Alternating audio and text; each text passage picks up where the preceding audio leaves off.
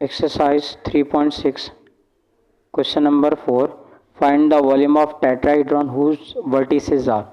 अच्छा, हमें टेट्राहेड्रॉन के 4 वर्टिसेस गिवन है और ये क्वेश्चन इंपॉर्टेंट है लॉन्ग में, बोर्ड के पेपर में, सिंध बोर्ड में मोस्ट इंपॉर्टेंट क्वेश्चन है जो कि रिपीट होता है बार बार।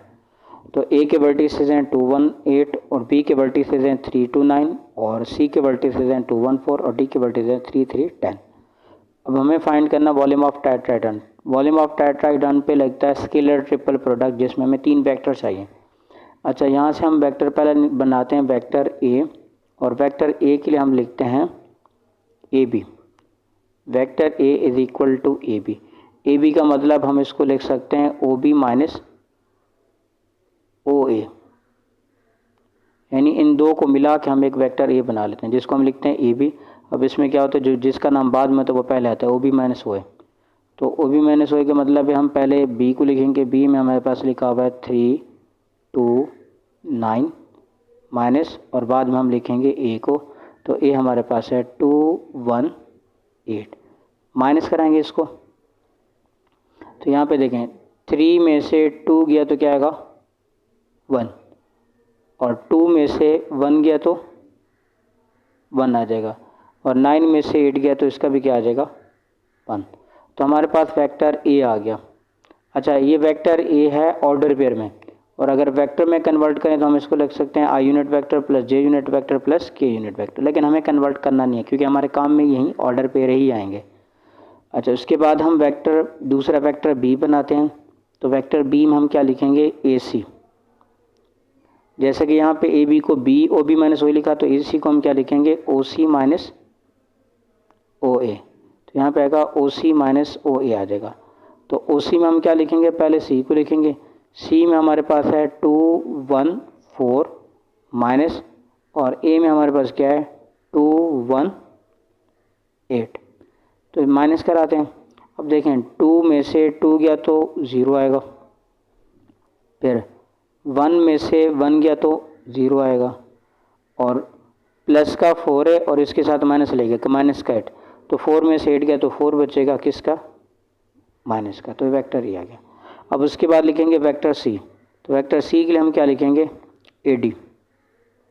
ठीक है, तो पहले लिखा ए बी, फिर ए सी और फिर ए डी, क्योंकि हमें 3 वेक्टर चाहिए था। अच्छा, ए डी को हम क्या लिखेंगे ओ डी माइनस ओ ए। ये नाम लिखेंगे लेकिन वैल्यूज़ वैसे ही पुट करेंगे, पहले डी की वैल्यूज़ पुट करेंगे। तो डी में क्या लिखा हुआ है 3 3 10 माइनस, और ए में क्या लिखा हुआ है 2 1 8। अच्छा, तो यहाँ पे देखें 3 में से 2 गया तो क्या बचेगा 1, और 3 में से 1 गया तो क्या बचेगा 2, और 10 में से 8 गया तो क्या बचेगा 2 आ जाएगा। तो हमारे पास ऑर्डर पेयर आ गया वेक्टर ए के, बी के और सी। हम यहाँ पे लगाएंगे वॉल्यूम ऑफ टेट्राहेड्रॉन के लिए हमें पहले स्केलर ट्रिपल प्रोडक्ट निकालना पड़ता है, यानी A dot B cross C, ये निकालना पड़ता है।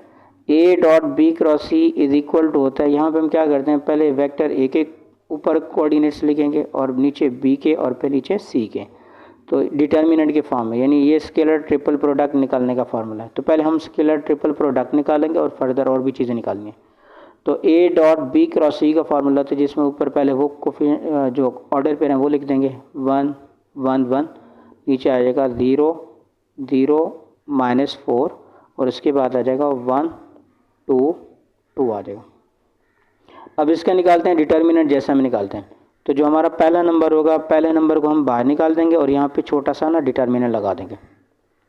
तो पहला नंबर बाहर निकालने के बाद उसके सामने वाली रो और नीचे वाला कॉलम डिलीट कर देंगे, ये 4 नंबर बचेंगे। तो यहाँ पे लिखेंगे 0 माइनस का 4, और यहाँ पे क्या आ जाएगा 2, और यहाँ पे आ जाएगा 2।